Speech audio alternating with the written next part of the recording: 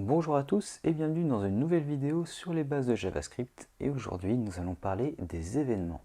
Donc qu'est-ce qu'un événement en JavaScript? Donc déjà, quel est le but d'un événement? Le but d'un événement est de réagir à une action d'un utilisateur qui peut être un clic ou un survol, donc un événement qui se fait sur un élément du DOM, donc par exemple un item, un bouton que je vais faire du coup de suite, où je vais faire cliquer ici.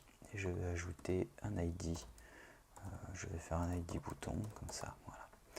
Et du coup, en cliquant par exemple sur ce bouton-là, je veux déclencher une action. Donc une action qui va être lue en JavaScript, avec un écouteur d'éléments, et ensuite on va pouvoir y ajouter un comportement, un changement de comportement, des animations. En gros, on modifie ce que l'on voit à l'écran, ce qui a été chargé initialement. C'est en fait l'objectif des écouteurs d'éléments en JavaScript. Donc j'ai mis ID button, je vais l'appeler plutôt submit, et on va tout de suite voir en pratique en quoi cela consiste. Donc il existe plusieurs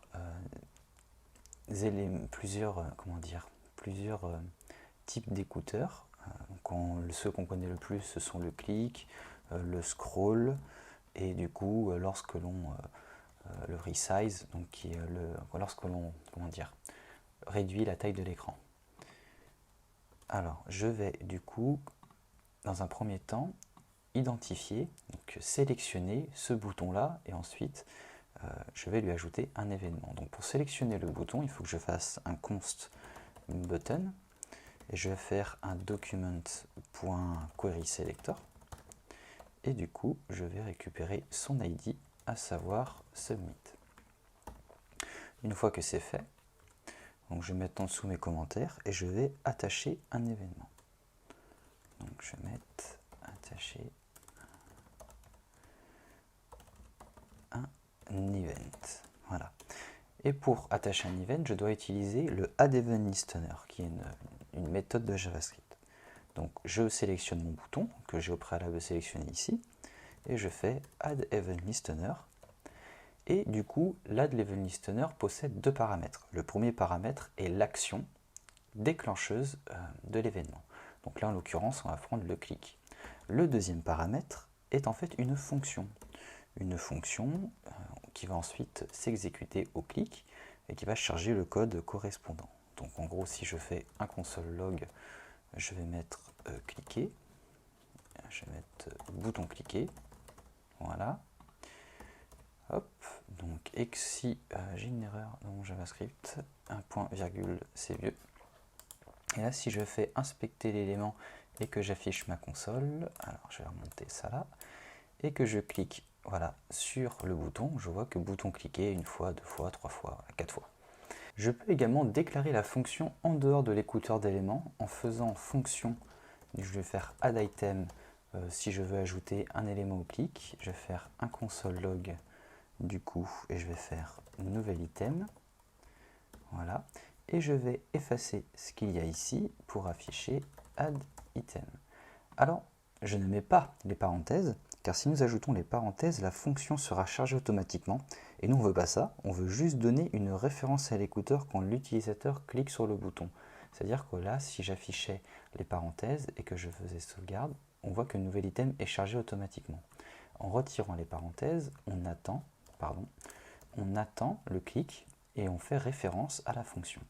Donc si je clique ici, voilà, nouvel item, pas de problème.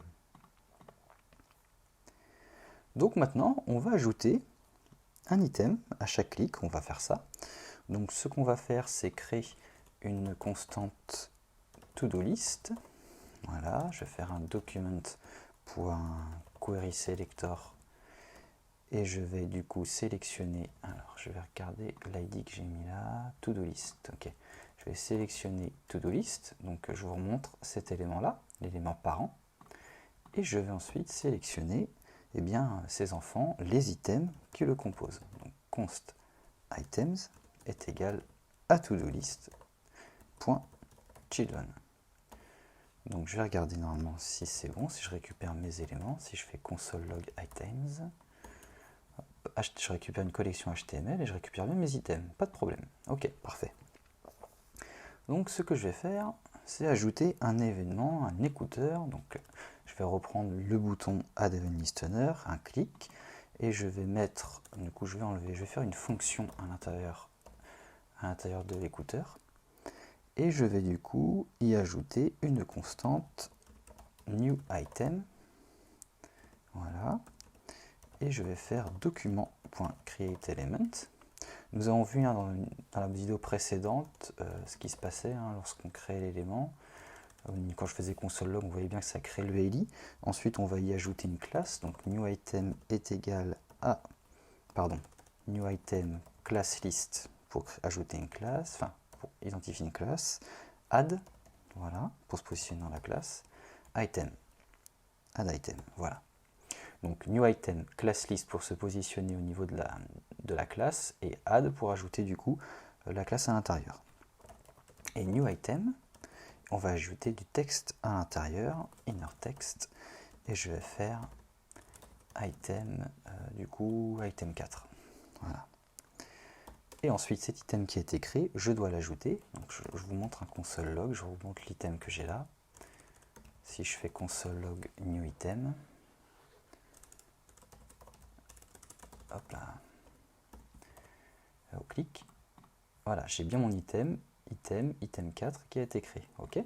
Du coup, maintenant, je vais ajouter cet item à ma to-do list que j'ai sélectionné ici, et je vais faire append-child new item, donc l'item que j'ai créé juste avant. Hop, je sauvegarde, et lorsque je clique, super, j'ai item 4 qui s'affiche. Bon, on va régler ça plus tard, on va faire tout à l'heure dans la vidéo, je veux dire. On va voir comment modifier l'ID pour que ce soit du coup 4, que ce soit 5, que ce soit 6, 7, 8, 9, 10, qu'on continue comme ça. Ce qui va nous intéresser maintenant, c'est d'ajouter le nombre d'items. Vous avez vu, enfin je ne sais pas si vous avez vu, mais dans mon index HTML, j'ai un petit h2, et du coup ici, c'est le nombre d'items que je voudrais afficher. Donc je vais mettre cliquer nombre d'items, voilà, mettre 2 points. Donc là, c'est bon, on s'affiche. Vous remarquerez que lorsque j'ai rechargé, les items sont partis, car on est vraiment sur du statique, on ne stocke aucune donnée. Lorsqu'on recharge, tout est réinitialisé. Et du coup, ce que je vais faire, c'est que je vais créer une nouvelle constante qui va s'appeler toDoNumbers, document.querySelector. Là, je pense que vous commencez à comprendre. C'est une classe, voilà, une classe. Voilà, innerToDo, ok. InnerToDo. Je vais checker si je l'ai bien sélectionné, ok. Nombre d'items, ok, c'est parfait, ok, très très bien. Donc là, on va avoir un problème, c'est que moi, ce que je veux, c'est compter le nombre d'éléments. Donc ce que je veux faire, c'est du coup afficher le nombre d'éléments juste après les 2 points. Mais je ne peux pas utiliser l'inner text. Si j'utilise l'inner text, on va avoir un souci. Alors, est-ce que je peux... Voilà. Est-ce que je peux l'afficher ici dans le console log rapidement? Nombre d'items, ok, donc voilà, l'inner text. Donc si je remplace l'inner text ici, comme j'ai fait là, enfin, je crée un inner text, je vais remplacer tout simplement tout ça. Donc ce que je vais faire plutôt, c'est ajouter ici une balise bold, et du coup je vais plutôt sélectionner cette balise et y ajouter le contenu à l'intérieur. Voilà, tout simplement. Donc là je vois bien que j'ai sélectionné ma balise bold. Donc ce que je vais faire, c'est que je vais ensuite prendre ma to-do nr, je vais faire inner text, et je vais faire item.length, et du coup ça devrait être bon. Tac tac tac tac, inner text, item. Voilà, j'avais pas vu. Je me retrouve donc avec 3 éléments, et lorsque je clique, il ne se passe rien. Effectivement, si je veux que mon nom se mette à jour, il faut que à chaque clic, je puisse le mettre à jour. Donc ce que je vais faire ici, je déplace juste cette ligne-là, et lorsque je vais cliquer, je vais effectivement ajouter un élément à chaque fois. Donc ça, c'est top. Alors, petite modification de fin de vidéo, je veux que mon item 4 devienne item 5 ou item 6 et vice-versa. Donc ce qu'on va faire tout simplement, c'est remplacer. Ici, en mettant des backticks, et je vais mettre à l'intérieur item, ok, pas de problème, le chiffre, donc le dollar, j'ouvre ensuite les accolades et je vais mettre items.length pour compter le nombre d'éléments, plus 1. Et à chaque clic, j'aurai une incrémentation de 1.